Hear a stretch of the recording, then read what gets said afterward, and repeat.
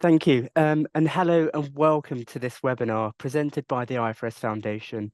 I'm Ravi Abeywardana, Director of Strategic Affairs and Capacity Building Accountancy at the IFRS Foundation, and I'll be your host for today.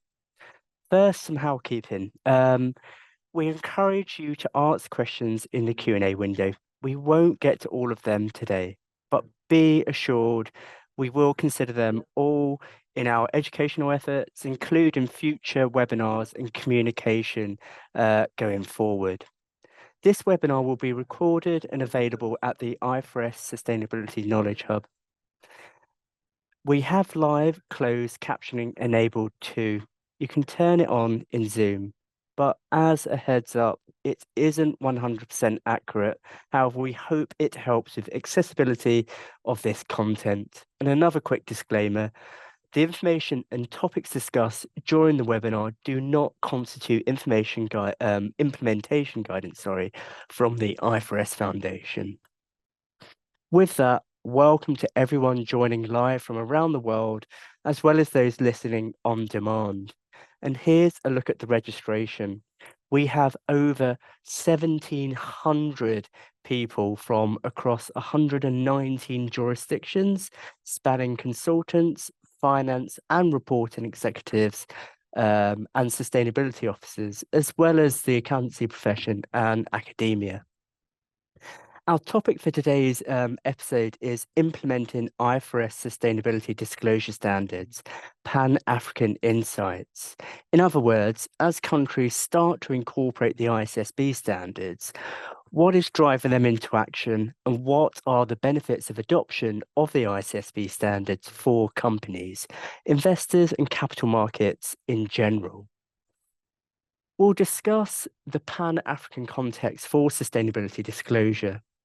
We'll look at some of the drivers for adopting ISSB standards into jurisdictional regulation across emerging markets and developing economies, as well as steps needed to build capacity into the local ecosystem, an important consideration when jurisdictions in Africa, including Ghana, Nigeria, and Tanzania, have taken steps towards regulatory adoption or other use of the standards. We will dive deeper into the role of sustainability disclosures in attracting investment and improving competitiveness, and the unique challenges and opportunities across Africa. We will also explore the capacity building initiatives and practical strategies to support adoption and implementation of the ISSB standards. And our hope is that you come out of this webinar better equipped to get started on reporting with the ISSB standards and inspired by the progress made globally in adopting and implementing ISSB standards, especially in the emerging markets and developing economies. The links to the resources will be added in the chat as we go along and sent to you in the follow-up email. We'll also send out a copy of the slides too. Now, who will our speakers be today? To lead off our discussion in a moment, we have Dr. Ndidi Nnoli-Edozien, ISSB member. Her career has focused on building connections between business and sustainable development, working across multinational and indigenous companies, public institutions, and civil society organizations in Africa and Europe. And I want to welcome our guest speakers who will bring expertise from different African perspectives, investors, companies, and the accountancy profession. So we have Dr. Timothy A Koomson, is the regional director at the Glasgow Financial Alliance for Net Zero, GFANZ Africa. We have Eleanor Adaralegbe, who is the Chief Financial Officer at Seplat Energy, which is a listed Nigerian stock exchange company. And last but not least, we have Alta Prinsloo, who is the Chief Executive Officer at the Pan-African Federation of Accountants, also known as PAFA. Ndidi, it would be great if you could get us started with an overview of the benefits of adopting the ISSB standards. It's a great pleasure to bring you to this particular session and providing, that's what we will start with, an overview of the status of adoption of the ISSB standards. This is one of my favorite slides, actually. And it is a fact right now that we have jurisdictional adoption of across 25 countries that are currently implementing or taking steps towards adopting these standards into their legal or regulatory frameworks. These jurisdictions approximately represent, it's actually higher than we have, more than 55% of global GDP, underscoring the widespread recognition of the importance of sustainable finance reporting. Notably, 5 African countries are among the mix. And you'll see by the end of this deck that we have many more countries that are on the pathway as this momentum continues to build. So in terms of what we're doing to enable and support jurisdictional adoption, we have recently published a jurisdictional adoption guide that allows us to work with and support entities, jurisdictional entities that are just starting and also who are much more advanced in developing their plans to adopt the ISSB standards. The jurisdictional adoption guide sets out information that is useful for policymakers to consider. It provides transparency also on the adoption and use of ISSB standards, and it helps market participants understand the emerging jurisdictional adoption approaches that are in place. It's always been the case that the ISSB will consider the specific circumstances of emerging markets when developing standards. And so this is reflected in the standards, but it's also specifically reflected in the jurisdictional adoption guide. We're actually also working on tools that will make it easier for jurisdictions to assess where they are. Because of the specific needs of African jurisdictions, especially being often part of value chains of larger companies that apply the ISSB standards or other standards that we are interoperable with, we are seeing ways in which African economies can use mechanisms that allow them to start adopting and disclosing information as per the ISSB standards. It's a very important part of the journey that we're on. And specifically also providing pathways for companies to develop these capabilities. So that way, economies forming part of the global economic system and value chains of other businesses that are significant in African economies, including smaller and medium entities, are capable and empowered to adopt the standards using both the proportionality mechanisms that have been built in, but also the transitional reliefs, which I will speak about now. Our standards include deliberately reliefs and proportionality mechanisms to ease adoption and implementation. Transitional reliefs allow a phased introduction of requirements, providing paths for companies to develop disclosure capabilities. As such, the proportionality mechanisms that we've built in simplify what is required of a company to facilitate easier application, especially application that is particularly useful for companies just starting out. One of the top priorities in our implementation of IFRS S1, and this you'll find highlighted, not just spoken about later, but also 2 African members who actually receive questions and continue to build educational activities and educational materials through the IFRS Foundation's capacity building. So in this regard, just in terms of capacity building through our partners, we launched the Partnership Framework for Capacity Building in COP27, which now includes more than 41 partners who carry out capacity building initiatives globally on our behalf. We're building a global community of partners to support all stakeholders and improve market readiness for applying ISSB standards. I'll give a few examples. One of them is with the United Nations Sustainable Stock Exchange Initiative. We recently delivered our 34th virtual free half-day training session in Botswana. So any stock exchange can host such a session, and you just need to contact the SSE to organize one in your own jurisdiction. We also saw a capacity building ISSB related strategy for the accounting profession via PAFA, and Alta is going to tell us all about this in a moment. Finally, I'd like to mention the roundtable that we held in May in Mauritius. And that was a very important point that convened 23 African countries and over 40 international stakeholders in one location. And of course, also the 5 countries that had already engaged and adopted the standards. This is support that we will continue to. Likewise, the UNCTAD recent regional partnership workshop, the African Regional Partnership Workshop. And so what this means is that we're seeing a significant trend towards more transparent financial reporting practices across the region. And these developments are likely to incur and support capital flows increases because the ISSB standards are geared specifically to address the needs of investors and provide decision-useful sustainability and disclosures that are part of general purpose financial statements, which is the reason why we have sought to advocate for the inclusion of proportionality measures and transitional reliefs to ensure that all jurisdictions across the world are in a good position to adopt these standards ab initio. That's great. Thanks ever so much, Ndidi, for this insight and getting us started. That's really helpful. And sorry for anyone who has experienced some technical issues there. But to summarise, Ndidi highlighted the significant momentum in the global adoption of ISSB standards. She emphasised Africa's involvement, mentioning the 5 African countries that are among the early adopters. And Ndidi also outlined the ISSB's focus on supporting implementation through educational activities and capacity building programs that is particularly tailored for emerging markets and developing economies.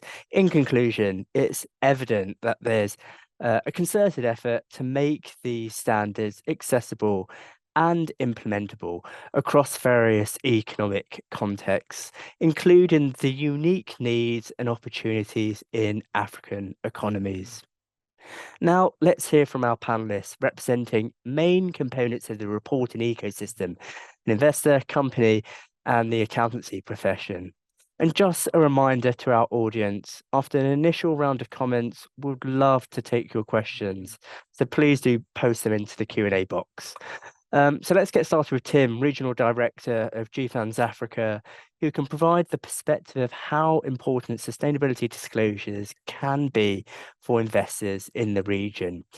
Tim has a wealth of experience in the financial sector in sustainable investment transactions, as well as with the African Development Bank. Tim, with that, what's the drive towards sustainability disclosures in Africa from an investor perspective? So thank you very much, Ravi. And let me say hi to the participants. So currently, you know that ISSB standards are the only global standard that are capable of harmonizing sustainability reporting, capable of reducing costs of disclosure by tackling, for example, the complexities and the proliferation and the redundancy of standards reporting that existed before ISSB standard. And it's also addressing the knowledge gaps and promoting integration and interoperability. So this is something that we need to support on the continent. Now, there are some challenges and opportunities, for Africa. Currently, Africa has over 200 billion annual financing gap for meeting its commitment and targets under the Paris Agreement. And public finance could not close this gap. Why? Because most of the countries have non-favorable debt sustainability profile and they have poor credit ratings. So the opportunity is for private capital, and the sustainability disclosures could help Africa to tap into private capital from particularly green institutional investors, including philanthropic and institutional capital, concessional capital.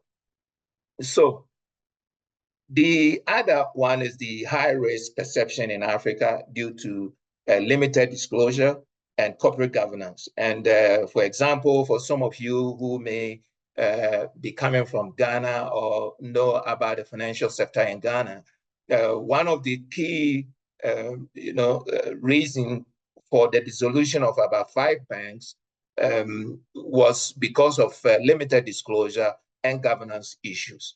So the standards provides the opportunity for Africa to rationalize strategies to address risk perception and also proper corporate governance. And the ISSB standards also support high quality decision, useful information for investment research, and particularly also fundamental analysis that could help to mobilize private capital. Let me just, because of time, let me just give some practical example. You know, we have 3 countries that you mentioned, Ravi: Nigeria, Tanzania, and Ghana. In Nigeria, we have like Access Bank, who have used sustainability even before ISSB, you know, as part of its corporate strategy, image, branding, and was able to win 5 out of 7 sustainable banking awards. You know, sometime when I was part of the panel judging. And you also have Tanzania, a CRDB bank in Tanzania, who is able to use sustainability and also climate finance strategies to access substantial concessional resources for their operations. And then Ghana EcoBank, which apart from using sustainability to tap into concessional resources, particularly from GCF, it's also able to use that to improve the quality of their portfolio and risk management. So the cases are there, and it's telling us that Africa should take advantage. And this is why African regulators should see this as an opportunity for their real estate companies, to generate value through the sustainability disclosure. They should support investors, whether local, particularly also institutional investors outside, and also help to mobilize, and use this to catalyze private capital to their economy. Now, finally, what is GFANZ really doing, with all these values? And what we are doing is currently working with C-suite, board of directors, to see how we could improve their competitiveness, help them as part of transition planning and finance to integrate their corporate decision into their corporate decision-making, into their business models, operations, portfolio management, risk management, and even their corporate image, integrating these strategies, to help them be more competitive. And we have been organizing Pan-African webinars, and we also have in-person training sessions with partners such as ISSB and particularly Ndidi and her team, and then also UNEP-FI and AFDB. We have events in Kenya and Morocco this year, and then next year we're looking at Egypt and South Africa and the 2 Francophone regional economic blocks, the WAMU in West Africa and CEMAC in Central Africa. So we really need to rally together to help Africa take advantage of the capital mobilization potential, of these disclosures.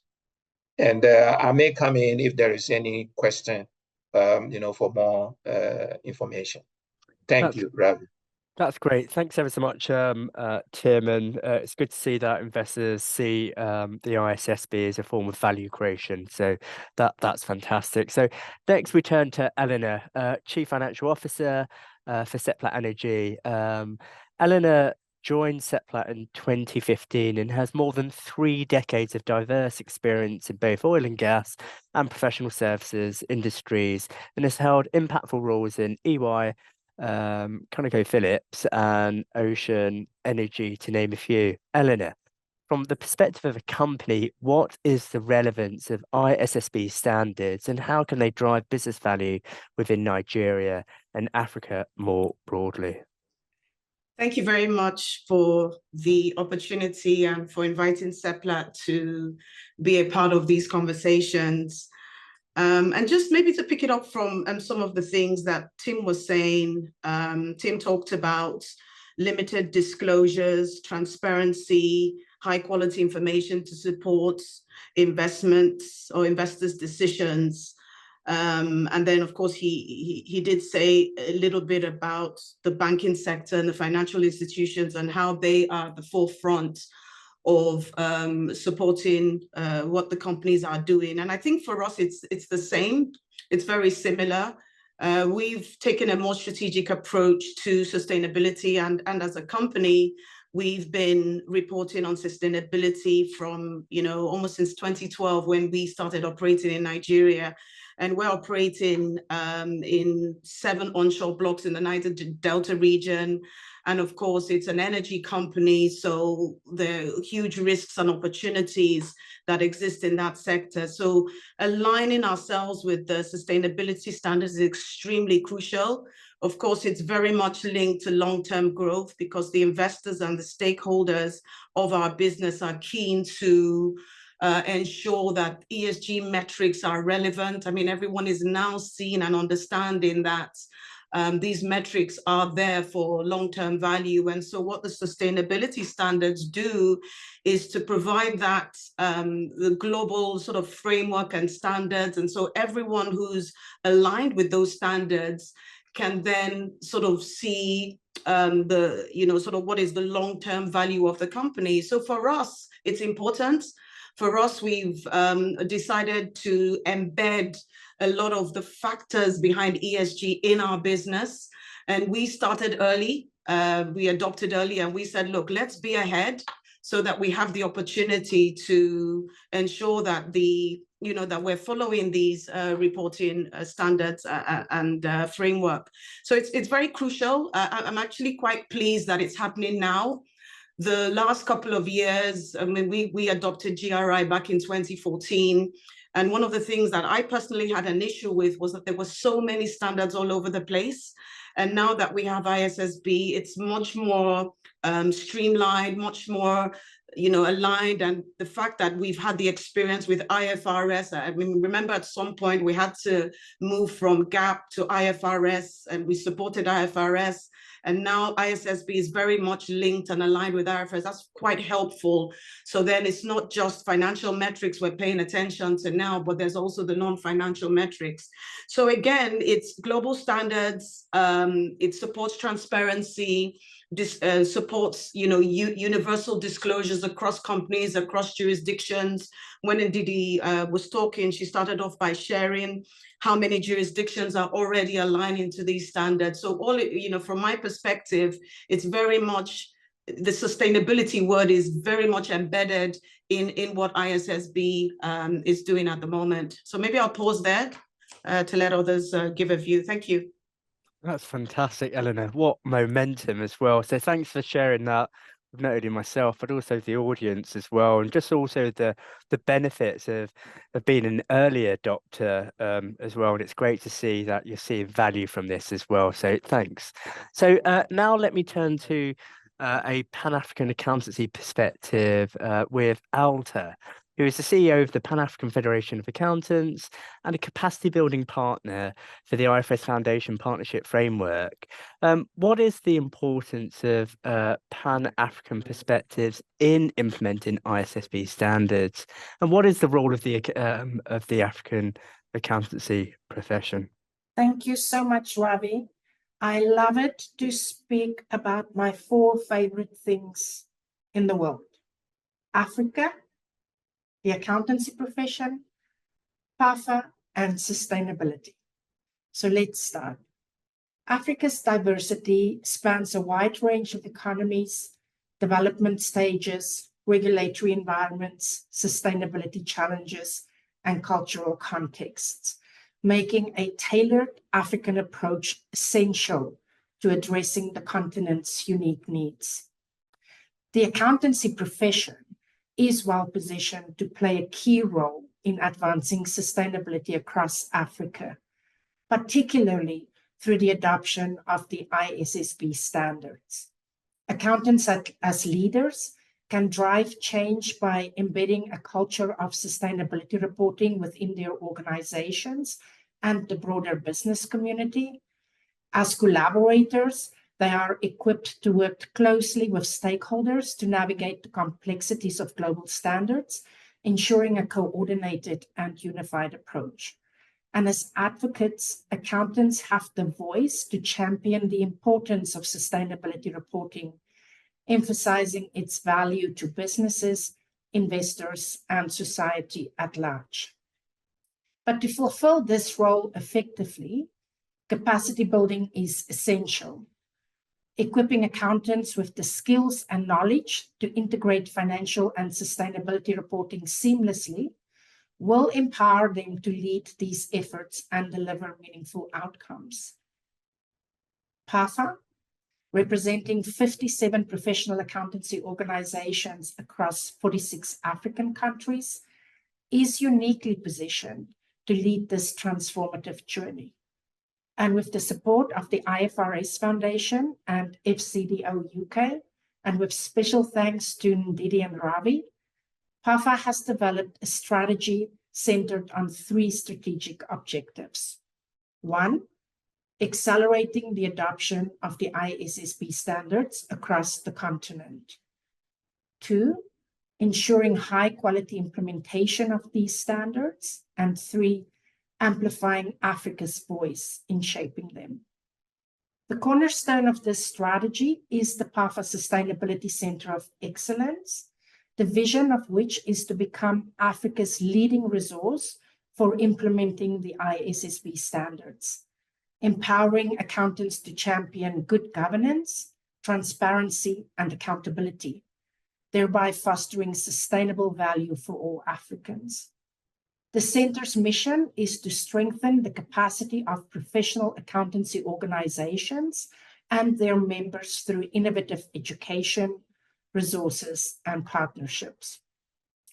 The center will be guided by the insights of champions nominated by professional accountancy organizations and the newly established multi-stakeholder forum for advancing sustainability and integrated reporting in Africa. Key services will include tailored adoption support for individual countries, such as working with FSD Africa on developing and implementing roadmaps, continental implementation support featuring curated question and answer sessions, online communities, and discussion forums to share knowledge and experience. Learning and development programs aimed at building essential skills and competencies in sustainability reporting. Data support across the continent to facilitate informed decision-making and track progress. And engagement in the development of the standards, ensuring Africa's unique needs and perspectives are reflected. These services will be accessible in multiple languages, ensuring a broad reach and significant impact across the continent. Success will require collaboration, capacity building, and advocacy. Together, we can shape a sustainable future for Africa, benefiting businesses, communities, and society. So let's seize this opportunity to lead in sustainability reporting and make a lasting impact across the continent. Thank you, Ravi. Back to you. That's fantastic. And thanks ever so much, Alta, for your continued collaboration. So just before we go into Q&A, I want to remind everyone that the slides will be sent to all participants after this webinar. So, and you can always connect with us by emailing us at capacitybuilding@ifrs.org. So with that, let's go into Q&A. So a big thank you to all of our panelists for those comments. And now let's take some questions. So with that, perhaps first question going to Ndidi. We've got a lot of questions here, so I'm just trying to siphon through them. And the first question would be to Ndidi as follows. So how does the or for jurisdictions interested in ISSB as a basis for their ESG disclosure rules, what are the first steps? What resources are available? So over to yourself, Ndidi. Thank you so much. Well, we've got extensive resources. I talked about the jurisdictional adoption guide already in the slides ahead of now. And we also have the Knowledge Hub, which you'll see that there are quite a few links already in the chat. For the African jurisdiction in particular, PAFA has spoken about the Center of Excellence that they're building, and there are various capacity building workshops that are being organized with partners, including the United Nations Sustainable Stock Exchange. I think it's also very important to emphasize, and I saw there was a question in this regard, that even though the standards are written for larger global capital markets, the standards make specific reference to the importance of value chains and the fact that we need to disclose along entire value chains, which means that, for example, non-listed SMEs that are parts of the value chains are also thought through in this process. And that's the reason why proportionality and transitional reliefs, for example, not having to disclose scope 3 in the first year, are important parts of the transitional relief. And it's also the reason why, there are clauses like without undue cost and effort. I heard Eleanor speak specifically to her joy at the fact that we reference a lot to the accounting standards so that the language is quite generic. So for new jurisdictions that are looking at this, part of the reason I saw there was a question about the slides to clarify the picture of Africa with the 23 jurisdictions, that really was a peer learning opportunity. And we will have the next peer learning opportunity in Kigali next year as part of the African Congress of Accountants, where we will gather different jurisdictions so that those who are very advanced in their process of adoption, of making legislative amendments to make adoption possible, of developing their roadmaps, can share with jurisdictions that are not yet as advanced, and generally speaking, so that there is a lot of cross-learning.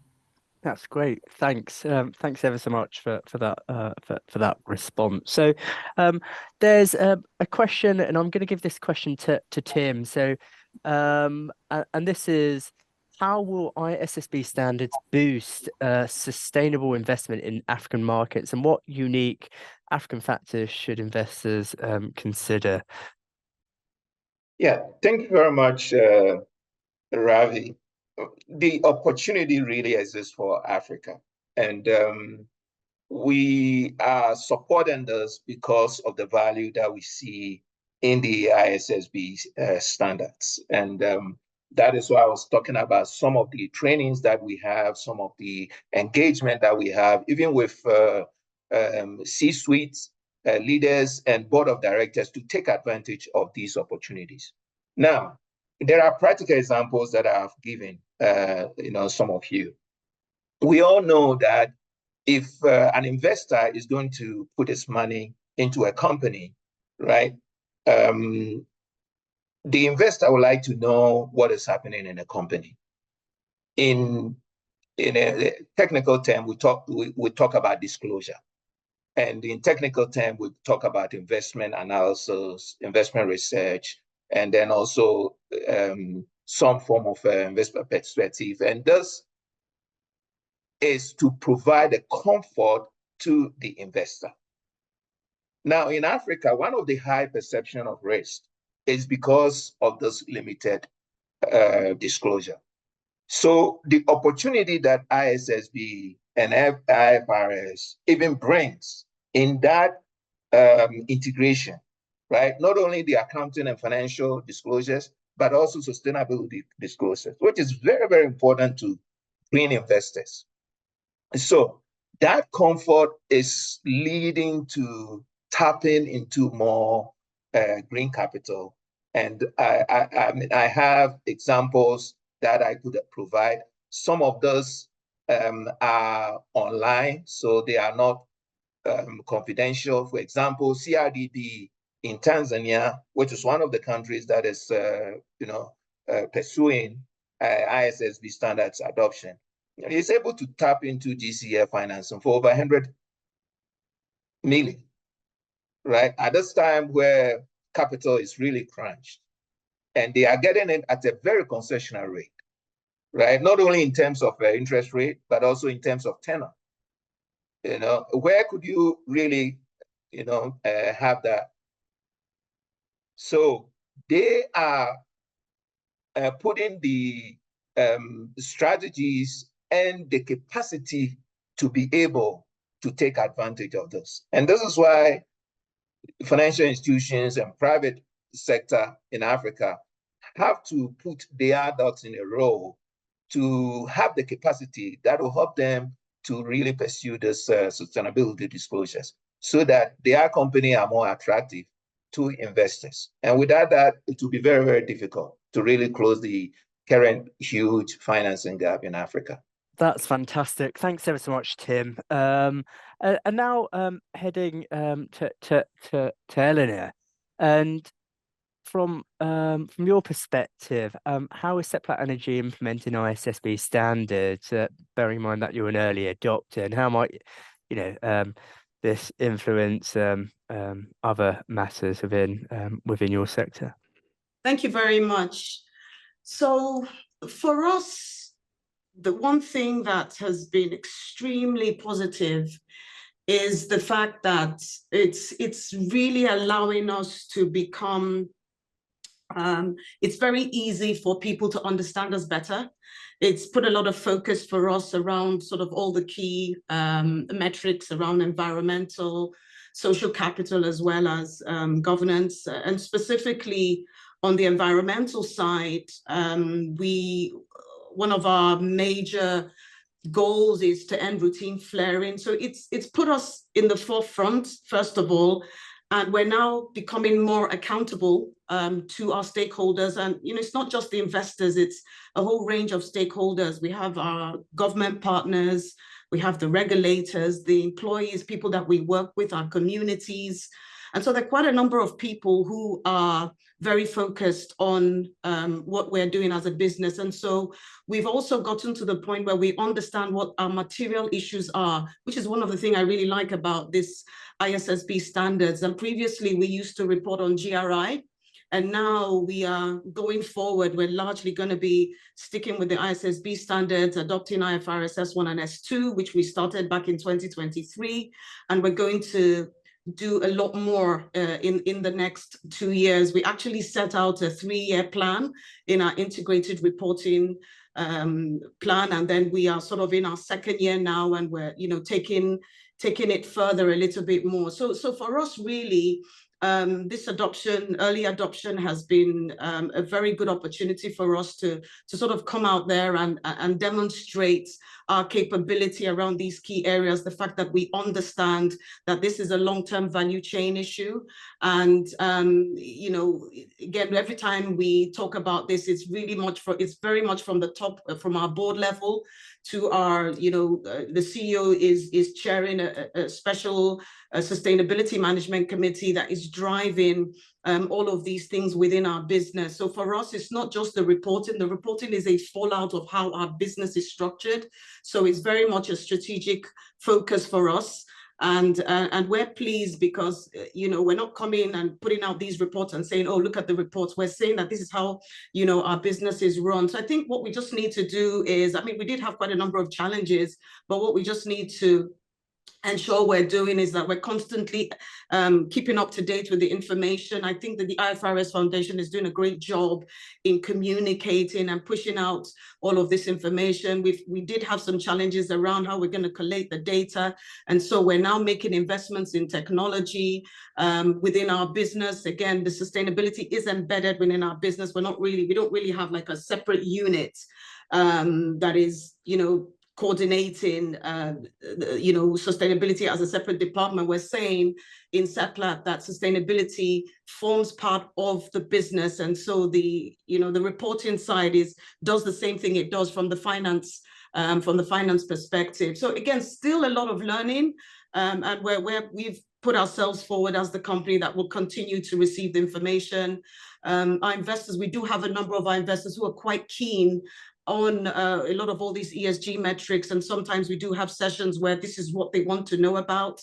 And so again, like I said, it's really the way we work, and looking forward to getting more information about how to support us. I think the FRC in Nigeria was a very crucial regulator that really worked with us to support us to do the early adoption, and so we do have that partnership, and now very closely with the IFRS Foundation as well. So I think it's a journey, Ravi. There's going to be more coming around this space. Nigeria is elected to adopt early. Seplat was one of the companies that supported the Nigerian plan and agenda. I think we were successful there.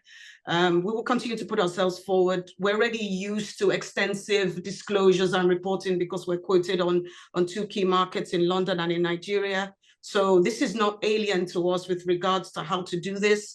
What we want to do is to make sure that all these material issues, we're addressing them. The stakeholders want to know about them. We're addressing them. We're providing the updates in our reports, and we'll continue to take feedback as we go along. Thank you. That's fantastic, and thanks ever so much about informing us of the benefits of being an early adopter. And now a question for yourself, Ndidi. Sorry, not Ndidi, Alta. So among the barriers to adoption and implementation of the ISSB standards in Africa is the availability of resources. What can be done to help African countries overcome this hurdle? Thank you, Ravi. I mean, listening to Eleanor, it's just amazing, the experience, right? And I want to just jump back to what Ndidi said earlier, the value of really convening those already ahead on their journey, those kind of in the middle of the journey, and those just starting the journey, and even those thinking about the journey. Sharing information, I think, is valuable, and you'll see that coming through the center as well. But coming back a little bit to our approach, one thing that we have realized, even just in anything else we do at PAFA, is that it is not very effective to develop a lot of resources at continental level and then leave it there and just expect for it to be taken up. Because often there is a lack of awareness of what is already available or how to navigate it, etc. So we believe that we will be most impactful if we really do tailored services at the jurisdictional level. In addition, of course, developing resources at the continental level. And of course, we are doing this in consultation with the IFRS Foundation, the ISSB, and also target jurisdictions. Another important component of our approach is that we are really following a phased approach. So kind of looking at the whole journey and thinking how best we can help jurisdictions through this journey, and as I said, with offerings at the continental level. So at the jurisdiction level, our support will include tailored stakeholder engagement, awareness raising activities, roundtables, workshops, such as what Ndidi referred to, and assistance with roadmap development and implementation. And we are engaging with partners such as FSDA Africa to work with us in this regard. At the continental level, in addition to the implementation support services that I mentioned earlier, we plan to aggregate and organize quality content from various sources and develop regional content. Now, here's the difference, specifically tailored to the needs of Africa. So we don't have the intention to duplicate. We think that the IFRS Foundation's hub is excellent. So how do we pick up from there and tailor to the needs of Africa? Focusing specifically on learning and development, we are thinking about initial professional development. Here we plan to assist professional accountancy organizations in updating their competency frameworks, curricula, and syllabi to incorporate sustainability reporting for aspiring professional accountants. And in this morning's partnership webinar, I already learned that ACCA is running ahead in this regard. Under continuing professional development, we plan to facilitate access to quality training programs that will upskill accountants on sustainability reporting, ensuring they meet their CPD requirements and are equipped to excel in this area. We are also considering a scholarship program, and we plan to hold educational webinars featuring expert speakers and interactive question and answer sessions. We heard a lot about data.